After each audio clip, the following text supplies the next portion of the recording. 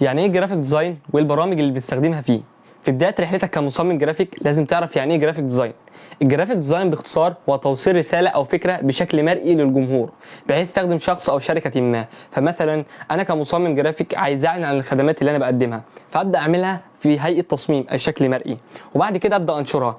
بكده أكون وصلت فكرتي للناس، وصلتها في شكل مرئي اللي هو تصميم يعني، وعادت عليا انا كمصمم جرافيك بفائده. طيب ايه البرامج اللي انا بستخدمها في التصميم؟ عندنا برامج كمبيوتر زي فوتوشوب، الستريتور، انديزاين، وعندنا برامج موبايل زي كانفا، فوتوبيا، وبيكسلاب. وطبعا لكل برنامج وظيفه معينه، الى انهم قد يشتركوا في بعض الاشياء. كان معكم حسن محمد من فريق غاوي ديزاين، دمتم مبدعين.